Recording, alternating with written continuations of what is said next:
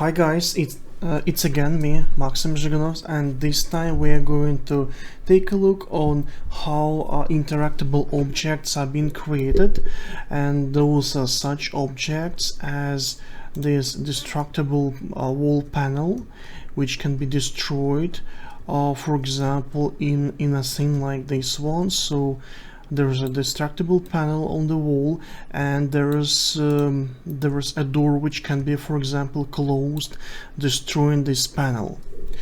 As well as probably you remember from previous video, I showed you these computers which can be activated, deactivated, and there are a couple of different ways of their activation, deactivation, as well as different costs. For example, here we have 4 keys which can be used within computers. Well, for example, here we have a cost of the change of the state, which is 2 red cards or 2 red keys. And here an elevator activator, which costs 1 card per elevator's action. Okay, so let's take a look on how these things work, how they activate each other, and let's take a look on a functionality, well, how these things were created. Okay, so let's run the test level. Okay, so we have a couple of NPCs we are going to take out from this map like that. Okay, so we're moving forward to our red keys, so here's auto collection happens of them. Okay, we have a weapon level, rise up. Okay, so here we have actually maximum level of the weapons. Okay, so here we have the first computer, which basically will cost 2 red cards for its activation. Okay, let's make that. So you see a screen color was changed, and actually the elevator was activated. Okay, so let's go to this touchable area located next to the elevator computer, and you see 1 card was taken out. And let's touch that area again, and you see -1 card, and elevator was forced to move. Okay, here we have a computer which will be activated only when these 2 computers will be activated. Okay, let's activate the first one, and as you see, nothing really happens. And when we activate the second one, well, this one is activated, but anyways, it's powered on but still in the blocking state. Okay, so let's touch it, and it will become activated. So you see right now this computer is powered on and is in active state. Okay, well, as I said in previous video, here these wall panels can be destroyed by just one shot. So we can take, for example, a gun, let's say handgun. We can even reduce its levels. So as you can see, we have 4 levels of weapons, and we have a first level. Okay, let me demonstrate how the handgun works on the first level.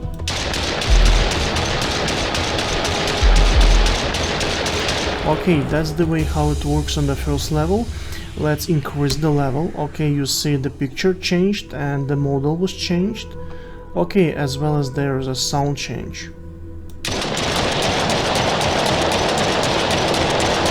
So you see, here we have the 3rd level, and here we have the 4th level. Okay, so let's just switch to the first level. Okay, and let's just shoot this panel. Okay, you see we had the visual effects. We have an effect of this electricity, and this door was powered off. Okay, so let's take a look in blueprints, and let's see how all this works. Okay, so here we have the test level, and I'm about probably to open a blueprint of this computer.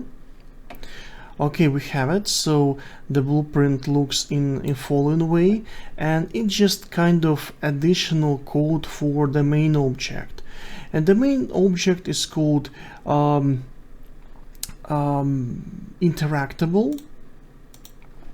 Let's open that one, and maybe before we will open that, let's take a look on states which were created for such status switch. Okay, so we have interactable statuses, which are initial, powered off blocked, powered on blocked, ready state, and active state. Okay, so basically those are statuses which can be changed during the game or during the configuration of levels. Right, so nextly we have types of the change. So literally we have different cases of the status changes. For example, the manual click. So it happens when player character touches the area, so literally makes a manual touch, and then the state is being changed. Another one is manual keys. Basically the manual keys in this case means that once again there is the manual touch and there is the price in keys. So so this price in keys will be just taken out from the player's character. Another one, manual actors. So basically this allows to make a change of the state in a case when once again the player touches the interactable element, and there is a check if there are other elements are activated or they have some specific state.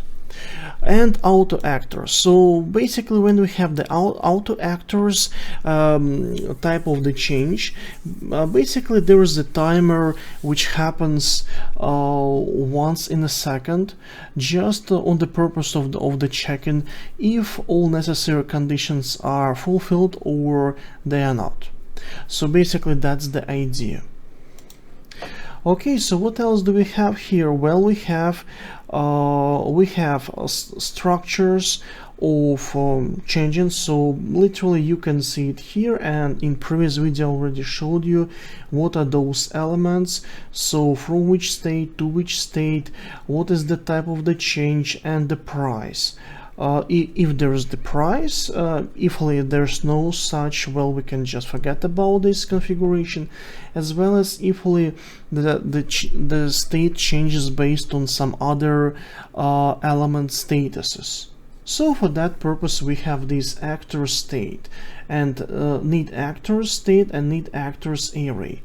But apparently you see there are 0 elements, so we don't have any, and we have just a red key and in the amount of 1. Well, we surely can change it to some other price. For example, it could be blue key, or it could be even maybe green key. Basically it depends on just which state there should be. Okay, another thing is that it's just a state change.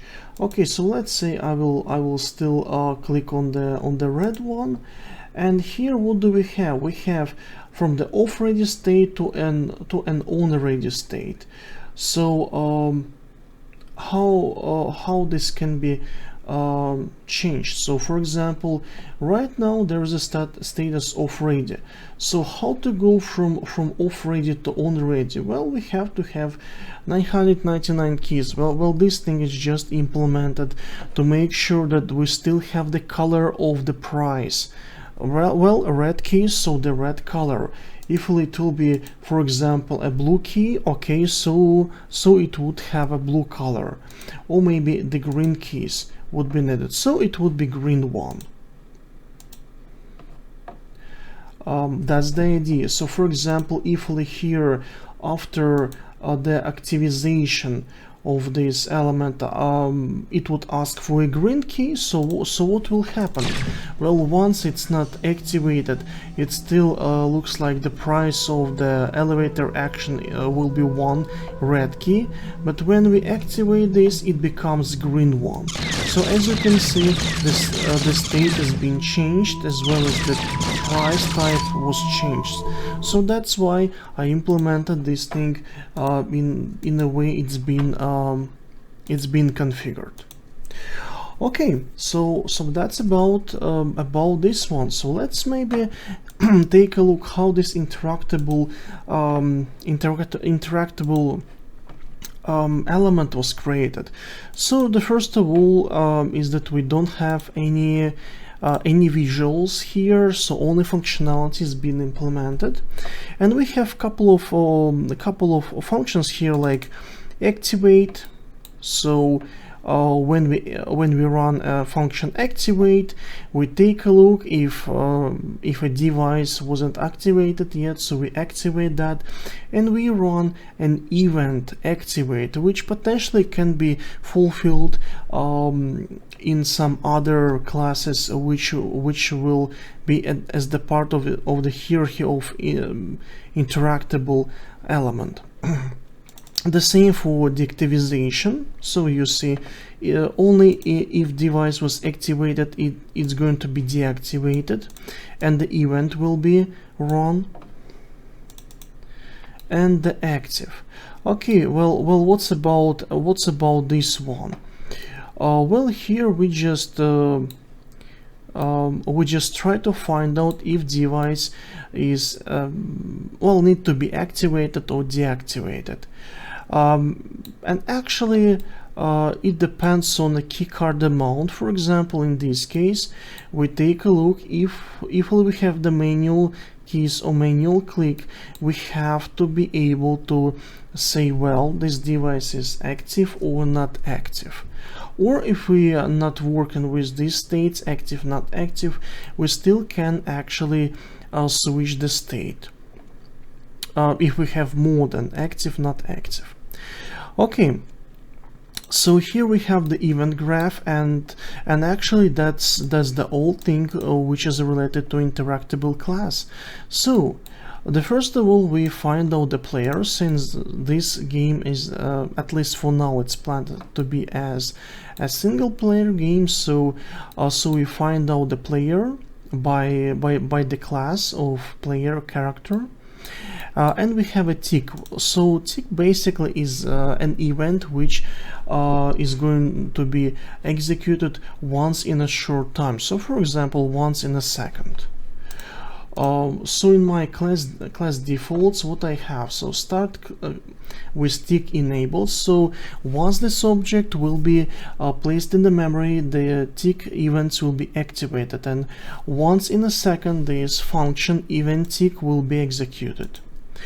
Okay, so what do we have here? Well, we take a look on a state change array of possible state changes.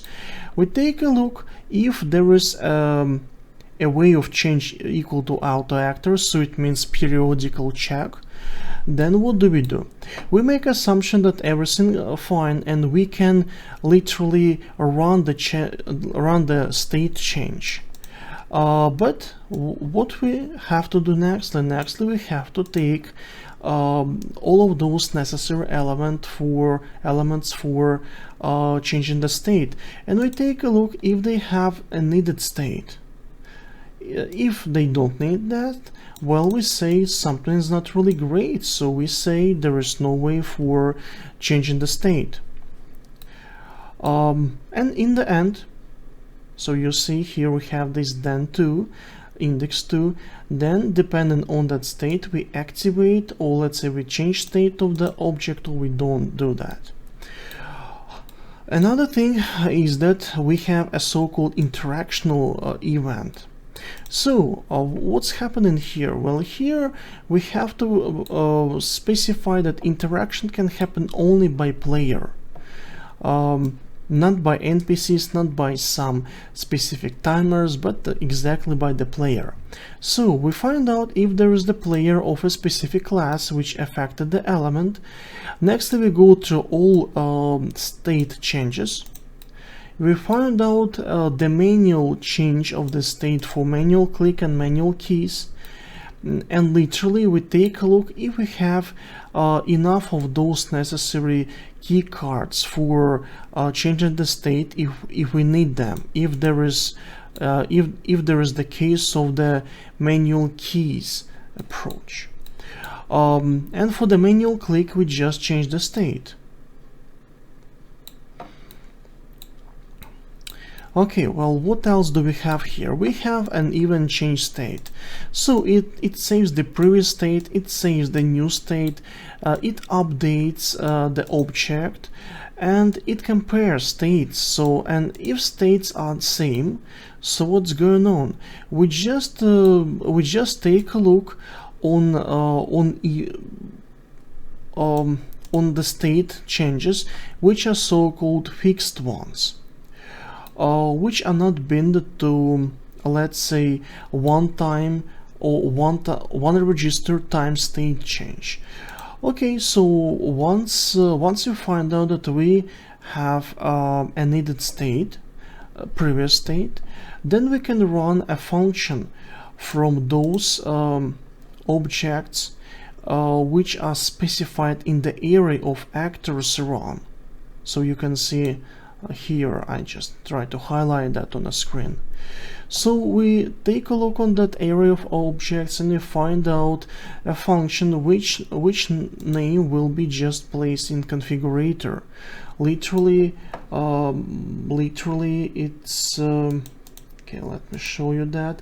Literally it's that it's the name of the function which will be written right here, and that function will be executed from this list of actors. That's the idea. And what's interesting, that function has to have 0 arguments. Okay, well, what's next then? Next we have the cases when we run functionalities when actor or when the object changes the state from the specific state.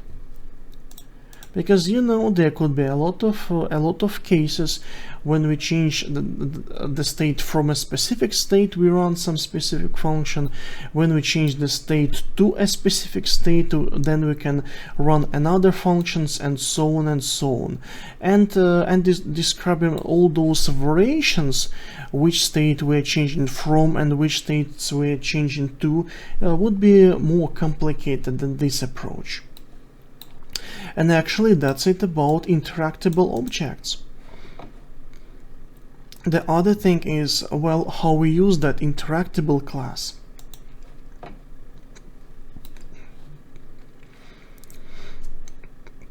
And let's take a look on, for example, this computer case. So what do we have here? We have a construction script. This construction script literally gives us a mesh which is needed for our computer. So maybe you remember we can change the mesh. So for example, from one computer look to another one like this one, and so on and so on. Okay. So we change the mesh, and it happens within a construction script, and construction script it is kind of constructor for classes, so it will be run once the object will appear in the game memory. Okay, so what's next then? Next we have an event graph, and here we have that. So as you can see, not really much. So what do we have here? We have a function update, which will be run each time we try to update our information about interactable element. And what do we have here? Well, we have states which will be an actual states of the object, and based on those states we give materials to meshes. And then we set up another materials here, and we take a look on possible events for the state change which can happen. And if we have a manual key, so if we have the price for the current state of the object, we set up a material. So for example, for the red key, the material will be red. For the blue keys, material will be blue. For the green keys, material will be green. So as you can see, it's kind of easy stuff. Okay, the next thing is that sometimes we need to use additional colors which work as so-called emission of the colors. So it lights somehow interesting the object. It involves additional graphical I mean visuals, and so on and so on. So literally here we just take a look if there is the price, what's needed for that price, maybe it's key card, if so then what colors, and so on and so on. We can even set up the custom color if it's needed.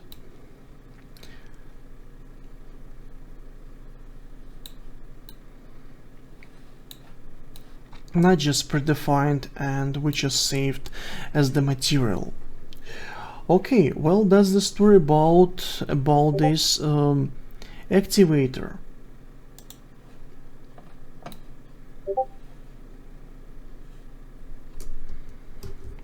And literally this wall panel works in similar way, so let's open that class.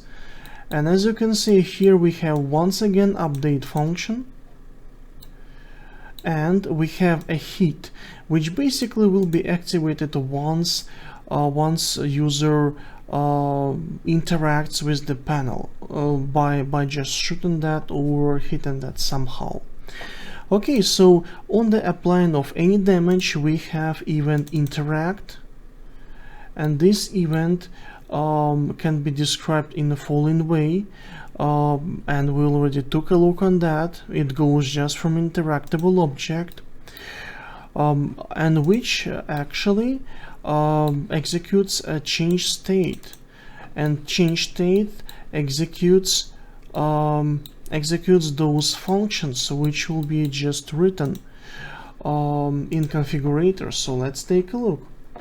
So initial state is powered on and blocked, and going from the powered on and blocked state to powered on and active state, we have to have the manual click, so we have to have an interaction with the user.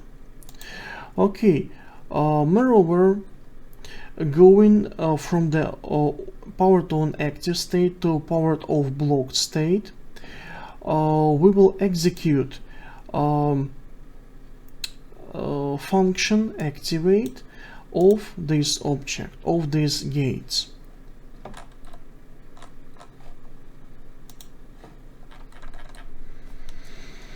Okay, let's find out this one. Okay, so we have these gates, so let's try to find out this function activate. Okay, apparently it's not here, so we have to go to interactable one, and we have the function activate here. As you can see, it just sets up the activate and then runs an event activate, which will have to be placed for this door. Okay, let's try to find it out. Where do we have the activate? Okay, we have update, which isn't something over maybe complicated. And here, depending on the state, we can have different colors of door sectors. Okay, so door looks in this way, and actually there are even some emissive material areas on this door, and we can actually change the colors. For example, we have light black, light red, light black, light blue, light green colors. Okay, so here you see we have emissive colors, and we can even change the state, for example, from on activate to off activate, and you see these gates are powered off.